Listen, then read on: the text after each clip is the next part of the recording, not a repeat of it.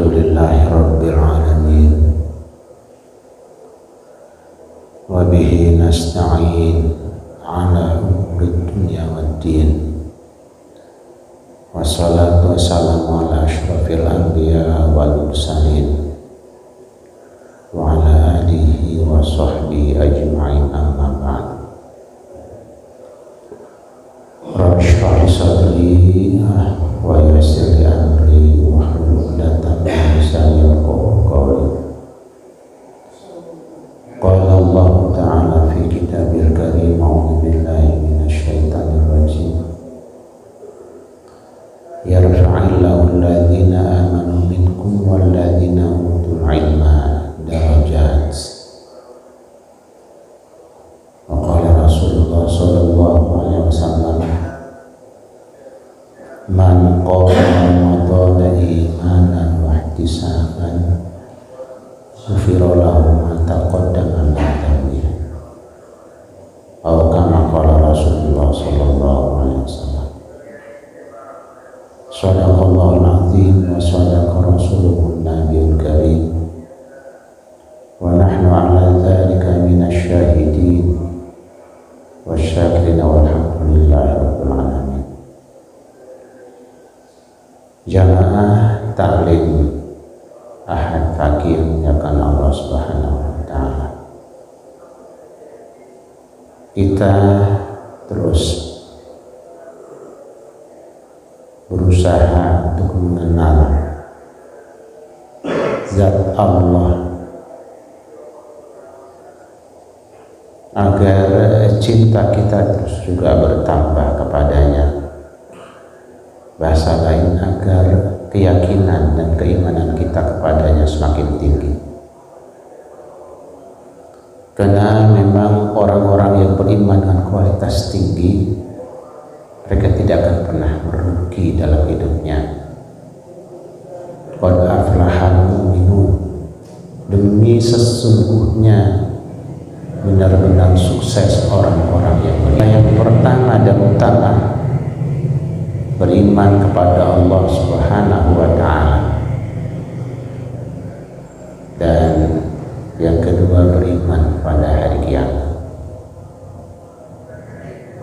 Andai kata dua rukun iman ini tertanam dalam jiwa kita dengan kokoh dan kuat, maka perintah-perintah Allah yang Allah sampaikan kepada kita lewat Nabi kita Muhammad SAW itu sangat-sangat ringan, sangat sedikit dan sangat kecil.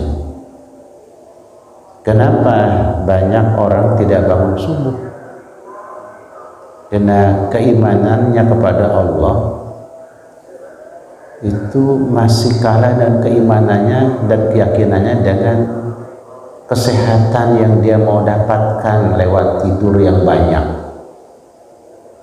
Nah, disinilah kita coba mengenal zat Allah lewat versi Imam Ghazali dalam kitabnya Ihya Ulumuddin. Qala al-mu'allif rahimahullah wa nafa'ana bi'ulumihi fid dharain amin. Kitab Qawaidul Aqaid wa fihi arba'atu fusulin. Buku ini menjelaskan tentang kaidah-kaidah akidah, ideologi, akidah, keyakinan. Tapi di dalam kitab ini, di dalam buku ini ada 4 pasal. Al-faslul awwalu, adapun pasal yang pertama, fi tarjamati aqidati ahli sunnah, dalam menerjemahkan akidah ahlu sunnah wal jamaah. Nah, ahlu sunnah itu adalah orang-orang yang mengikuti sunnah-sunnah Rasulullah Sallallahu Alaihi Wasallam. Nah, sunnah-sunnah Rasulullah Sallallahu Alaihi Wasallam inilah yang memang kita berusaha untuk membaca. Nah, sunnah-sunnah Nabi ini ada kaulan, ada perkataannya, ada fi'lan, ada perbuatannya, ada takriran, ada persetujuannya. Nah ini disabdakan, disampaikan dalam kehidupannya sejak usia 40 tahun sampai usia 63 tahun, 23 tahun. Sabda-sabda beliau sampaikan kepada para sahabat dan akhirnya terhimpun dalam 14 kitab yang luar biasa panjangnya, lebarnya. Itu sunnah. Ahlu sunnah artinya orang-orang yang mencoba mengikuti sunnah-sunnah Nabi, perkataannya, perbuatannya, persetujuannya ikut kepada apa yang Nabi sabdakan.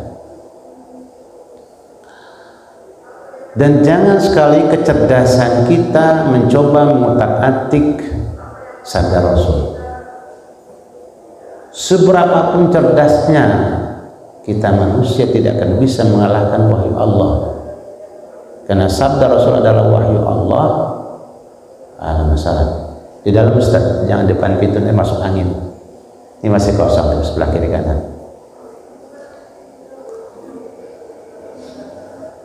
Karena sabda Nabi adalah wahyu Allah yang pasti tidak ada salahnya. Wa ma yantiqu 'anil hawa in huwa illa wahyu yuha. Rasulullah SAW tidak pernah bicara lewat hawa nafsunya, lewat kepentingan pribadi dan keluarganya, tapi dia bicara lewat wahyu Allah yang memang Allah sampaikan. In huwa illa wahyu, tidaklah yang dia bicarakan kecuali wahyu yang diwahyukan kepadanya. Nah untuk itulah sekali lagi, terutama yang muda-muda, kalau yang tua barangkali seperti kita ini, ya ini, berapa sisanya wallah, berapa sisa waktu yang apakah mengejar sabda Rasul yang tertulis dalam 14 kitab kita baca?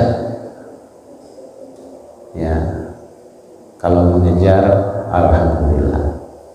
Karena dalam Sahih Bukhari saja hadis-hadisnya itu ada 7.000 hadis. Tapi bapak-bapak dan ibu-ibu jangan khawatir, ada seorang pakar hadis dari Syam mencoba meneliti dan mengkaji ulang kitab yang 14 kitab itu dalam waktu 20 tahun khusus.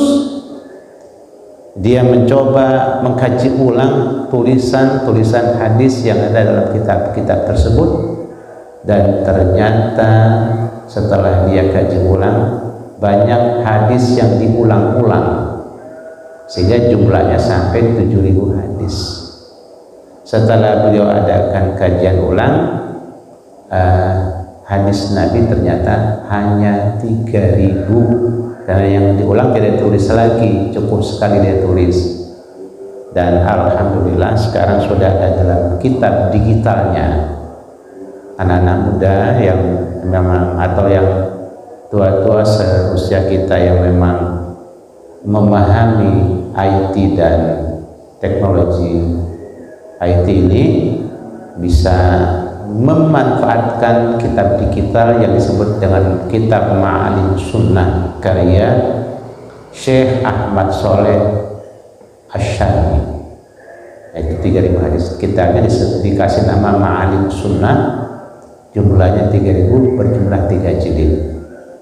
Nah di Ramadan Bapak bisa cari-cari kitab Ma'alim Sunnah, di browsing akan ketemu dan akan bisa dibaca satu persatu hadisnya. Modalnya cuma internet di rumah. Saya lihat di rumah kita itu udah pasang internet semua. Kalaupun enggak, ada paket internet yang Bapak beli dan Ibu beli. Di Ramadan saya pengen juga ingin membaca kitab itu, fokus. Di samping tentunya yang utama kita Quran, karena bulan Ramadan bulan Quran. Nah, Ahlus Sunnah itu siapa? Tadi saya bilang. Jadi semua orang yang memang menjalankan agama ini berdasarkan Al-Quran dan sabda-sabda Nabi, mereka adalah digolongkan disebut ahlu sunnah wal jamaah. Makanya almarhum kayak Ali Maksum di Yogyakarta itu akur banget, akrab dengan Syekh Azhar Bashir, ketua Muhammadiyah. Almarhum Kiai Mashkur dan Buya Hamka dalam satu perjalanan kapal menuju berhaji, satu kapal lautnya. Akurnya bukan main Buya Hamka dengan Kiai Mashkur dari Jawa Timur, terkenal betul, pernah menjadi ketua DPR MPR pada zamannya Bung Karno. Nah, beliau juga ketua Hizbullah dari kawasan sana. Nah, Bapak Ibu rahimahullah, itu beliau menyebutkan teman-teman dari Muhammadiyah juga ahlu sunnah wal jamaah. Ya, kenapa? Karena beliau itu lebih banyak persamaannya dengan mazhab Hanafi yang memang tidak kunutan. Sementara yang kunutan adalah mazhab Syafi'i, bukan mazhab NU, mazhab Syafi'i. Yang tidak kunutan bukan mazhab Muhammadiyah, tapi mazhab Imam Abu Hanifah. Nah, beliau adalah orang-orang yang sangat fokus dan konsen mempelajari sunnah-sunnah Rasulullah SAW, dan tentunya rata-rata imam mazhab ini yang empat ini, Imam Malik, Imam Syafi'i, Imam Ahmad bin Hanbal, Imam Hanafi, adalah orang-orang yang hafal Quran di usia dini. Nah, makanya mereka semua adalah orang-orang disebut para ahlu sunnah wal jamaah. Karena kadang-kadang ada yang mengklaim yang ahlu sunnah wal jamaah cuma kita doang, enggak. Ya, di Pakistan, di Bangladesh, di India, di negara-negara Timur Tengah juga ada yang kunutan dan ada yang tidak kunutan, karena memang empat mazhab itu betul-betul menyebar ke seluruh penjuru dunia, dan mereka adalah tokoh-tokoh yang memang begitu konsen dengan Al-Quran dan hadis-hadis Nabi kita Muhammad SAW. Maksudnya apa sih ahlu sunnah wal jamaah? Itu adalah sebuah payung yang kita masing-masing dengan berbagai macam organisasi dan LSM-nya berpayung di situ, berpayung di jaringan di naungan ahlu sunnah wal jamaah. Karena Nabi yang sabdakan, kata Nabi, taraktu fikum amrain, aku tinggalkan buat di tengah-tengah kalian dua hal yang sangat mahal dan berharga. Intamasaktum bihima lan tadillu abada. Kalau kalian berpegang teguh dengan dua pusaka tadi, kalian tidak akan pernah tersesat selama-lamanya. Artinya kita sesama muslim tetap akur, nggak akan sesat. Kalau yang berantem kan nggak akur. Kalau udah nggak akur, ya jadi ribut. Kalau udah ribut nggak bisa ngapa-ngapain kan kita. Bismillah. Bismillah. Bismillah. Alhamdulillah. Nah, jadi dengan payung ahlu sunnah wal jamaah diharapkan umat Islam sedunia akur, jangan berantem, jangan bertengkar, hindari pertengkaran. Stop war, kata Menlu Indonesia. Stop war, jangan kemana-mana. Stop, prinsipnya hentikan peperangan itu. Berantem itu yang kalah jadi abu, yang menang jadi arang, kan gosong semua, nanti rugi semua. Nah, ini makanya ada salah satu pondok kalau anak santrinya berantem itu merupakan pelanggaran berat, langsung dikeluarkan, disuruh cari pondok lain agar mungkin di pondok lain lebih kondusif dan lebih tepat buat anak tersebut tidak berantem gitu. dikeluarkan otomatis. Itu benar dianggap pelanggaran berat. Nah, Bapak Ibu rahimakumullah, supaya dari Masjid Baitur Rahman, ya, Masjid Baitur Rahman kan, keluarlah jamaah-jamaah yang merekat umat Islam dimanapun mereka berada. Kalau coba-coba kedengaran udah berisik-berisik mengarah pada mau ribut dan berantem, kita semuanya harus sunnah wal jamaah. Kita ini bernaung di bawah payung Al-Quran dan hadis Nabi semua, ya, dari Indonesia di Sabang sampai Merauke. Kalau dunia ya dari Mekah terus meluncur ke barat, ke timur, ke selatan, ke utara. Nah, ini menurut Imam Ghazali versi akidah Ahlus Sunnah wal Jamaah, dia mencoba untuk menyajikan ke tengah-tengah kita agar kita kenal sosok Allah, zat Allah Subhanahu wa taala. Karena tidak mungkin kita cinta dan sayang. Tapi dengan kita kenal, maka panggilan azan subuh sebelum azan kita udah bangun. Kenapa? Karena orang-orang soleh nggak mau berangkat ke masjid setelah azan, maunya sebelum azan dia sudah berangkat. Kenapa? Nah, azan panggilan orang-orang yang lalai, orang yang asik ketiduran, itu kan lalai namanya. Orang yang asik bermain itu kan lalai, hatinya tidak koneksitas dengan masjid. Saya nggak mau berangkat ke masjid setelah azan berkumandang. Kenapa? Kalau azan panggilan orang yang lalai, saya nggak mau jadi orang yang lalai, goplah, asik dengan hal-hal yang ada di depannya, nggak lupa sampai 5 menit lagi mau azan zuhur. Nah, jadi 15 menit dia sudah berwudu, sudah segalanya rapi, 5 menit berangkat ke masjid, masuk masjid, sholat sunnah, tahiyatul masjid, dan menyimak azan yang dikumandangkan muadzin.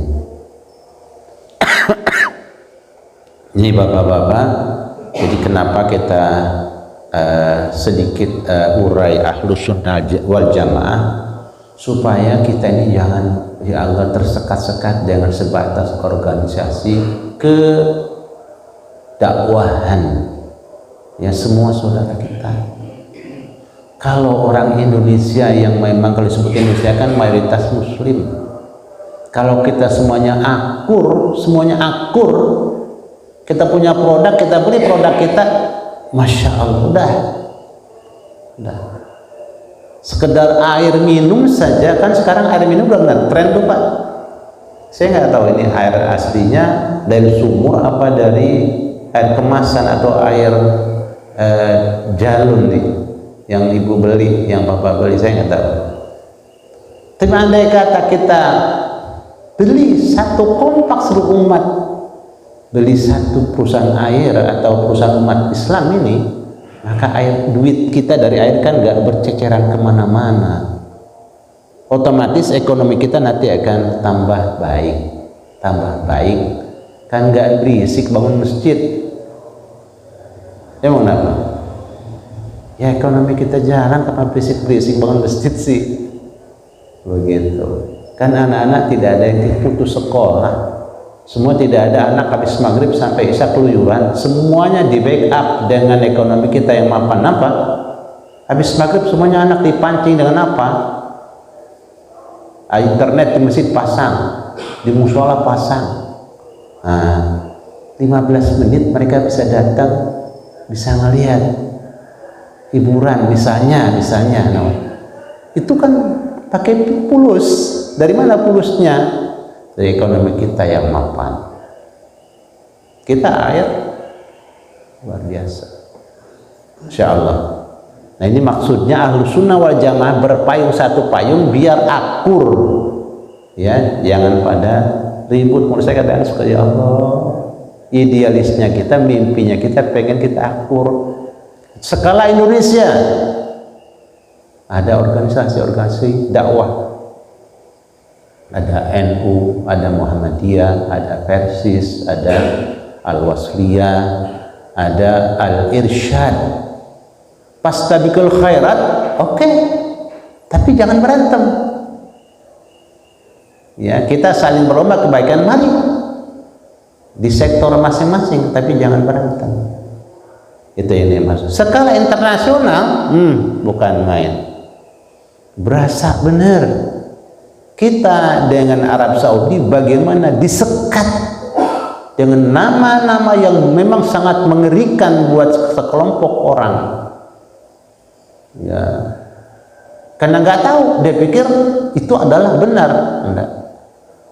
Mereka Masya Allah disekat dengan kalimat-kalimat yang menakutkan, teroris, radikal, keras. Enggak.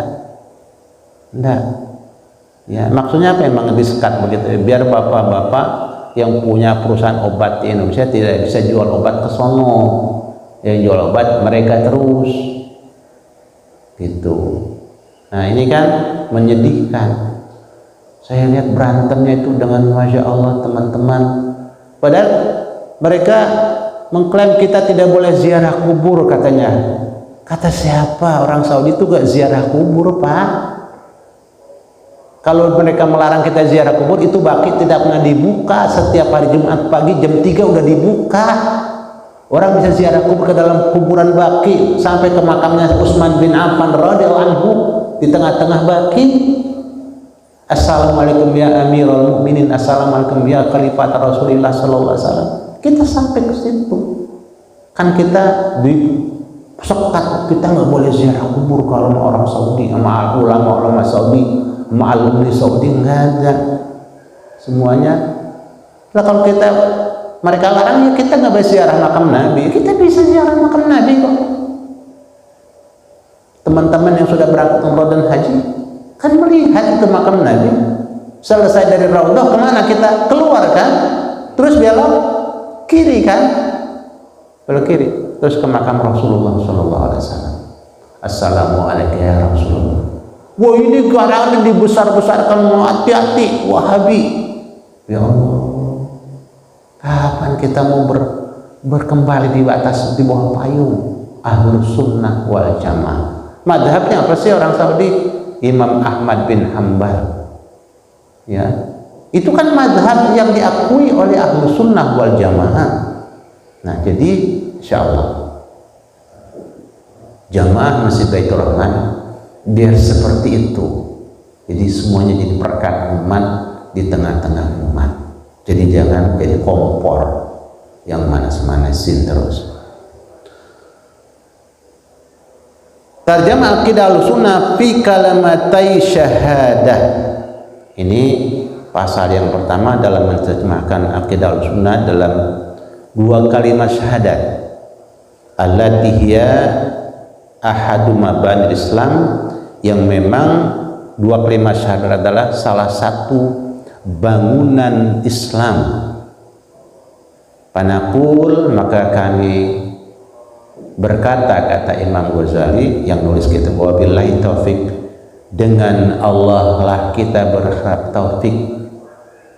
Ya, wabillahi taufik, dengan Allah lah kita mengharapkan taufik. Apa taufik? Taufik itu petunjuk dan jalan yang tepat dalam berbagai macam tindakan kita, baik di rumah, kebijakan yang diambil oleh ayah tepat, kebijakan yang diambil oleh istri pas, anak-anak pilihannya sangat pas dengan ayah dan ibunya. Wabillahi taufik itu wal hidayah, billahi taufik hidayah, dengan Allah. Jangan baknya lil isti'anah, untuk minta pertolongan. Dengan Allah kita minta pertolongan. At-taufik, ketepatan kita. Wafak itu kan tepat, wafak muafik, ya, ketepatan kita dalam mengambil kebijakan-kebijakan apapun dari rumah kita. Kalau kita pengurus lingkungan, kita tepat mengambil kebijakan dan terus sampai ke atas. Jangan sampai kebijakan tidak dipikir banyak, begitu dikeluarkan berisik, di mana-mana memprotes dan menolak. Itu kan nggak taufik namanya. Padahal slogannya wallahul muwaffiq ila aqwamit thoriq. Wallahu muwaffiq ila aqwamit thariq. Ya, subhanallah. Kita hati-hati itu dengan slogan itu. Alhamdulillah, kita berharap memang seperti itu.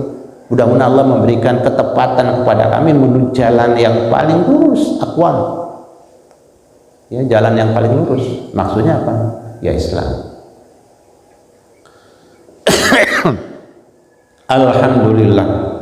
Nah, mulai kita mengenal zat Allah, segala puji bagi Allah.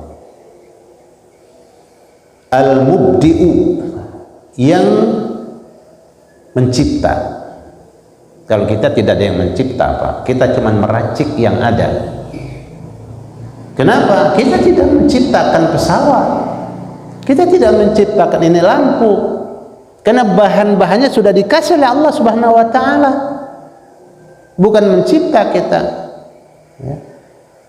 Makanya bahasa ini yang cantiknya luar biasa, Al-Mubdi, yang mencipta. Siapa? Allah yang mencipta. Menciptakan besi, wa anzalnal hadida fihi ba'sun syadid wa manafi'ul linnas. Kata Allah, kami turunkan besi. Di dalamnya ada kekuatan raksasa dan begitu banyak manfaat yang Allah berikan dari besi. Surat apa? Surat Al-Hadid. Baca itu surat Al-Hadid, surat Yasin baca, surat Al-Hadid kita baca juga kan. Nah, Ramadan pasti kita akan jumpa dengan surat Al-Hadid. Subhanallah. Bapak Ibu rahimahullah, jadi mencipta. Nah, kita tinggal udah dikasih ciptaan Allah, tinggal kita rakit. Karena Allah suruh udah, afala taquluna, afala tatafakkarun, itu ditantang oleh Allah, didorong oleh Allah. Emang kamu nggak lihatin apa? Nggak perhatikan apa? Nggak dipikirkan apa? Terus Allah terus tantang kita. Memang udah dikasih otak. Nah, besi tadi Allah sabdakan dalam surat Al-Hadidnya kayak gitu. Wa manafi'u linnas. Manafi adalah bukan jamak biasa, tapi sigat muntahar jumu. Redaksi jamak dijamakan lagi. Kalau jamaknya kan aslinya bukan itu. Manfaatun, manfaatani, manfaatun. Manfaatun dijamak menjadi manafi'. Manafi' itu apa? Seabrek-abrek manfaat dari besi yang Allah turunkan buat kita. Yuk kita tadabur dengan kata ini, dengan ayat ini. Masya Allah. Transportasi udara pakai pesawat pakai besi komponen paling utamanya, pakai bambu. Jati yang dikerenkan nggak bisa. Itu besi. Dalam Al-Quran itu sunnah apa yang Rasulullah tinggalkan buat kita. Sekarang alat komunikasi bapak-bapak di kantongnya, Masya Allah. Kalau dulu kan namanya komputer gede, perangkatnya repot, ribet. Sekarang kita punya smartphone, sudah bisa kerja dari mana saja. Mau dari dapur juga bisa kerja. Seminar kita bisa ikut kapan saja, bisa seminar dan punya elektrik sertifikat, punya sertifikat digital, bukan main. Ya, subhanallah. Ini Al-Mubdi yang mencipta dia, bukan kita. Kalau kita merakit, tinggal kita mama merakit, Bu. Ibu rakit-rakit aja. Ya, kalau mau merakit apa nih? Mau buat masakan baru, rakit aja. Apa daun salam, daun serai, ya, daun jeruk purut, dikumpulkan bahan-bahannya, diracik. Diracik-racik dengan komponennya yang beragam, kemudian dengan timbangannya yang beragam. Kalau 1 on 1 gram sekian rasanya kayak gini, nanti tinggal ketahuan itu. Wah, ternyata ini, makanya saya bilang umat kita, umat Islam itu Masya Allah, kalau ikut Quran itu luar biasa dahsyatnya. Karena ciptaannya Allah sudah dikasih semua. Semua sudah dikasih. Wa sakhkhara lakum ma fis samawati wa ma fil ardh. Allah sudah jinakan apa yang ada di langit dan di bumi. Bayangkan itu pesawat dengan bobot sekian berat bisa terbang, Pak. Kita naik pesawat kan ngeri-ngeri sedap. Jamaah haji semuanya penuh pesawat, 450 orang dengan masing-masing 30 kilo per orang. Air Zam-Zam 5 liter. Ya Allah, berapa beratnya kok bisa terbang set? Kenapa? sudah ditaskhir oleh Allah, sudah diciptakan, kemudian setelah diciptakan pun ditaskhir, dijinakkan oleh Allah sampai macan yang begitu ganas di tengah-tengah hutan oleh manusia bisa dijadikan alat untuk kepentingan dan keperluan hidupnya. Luar biasa.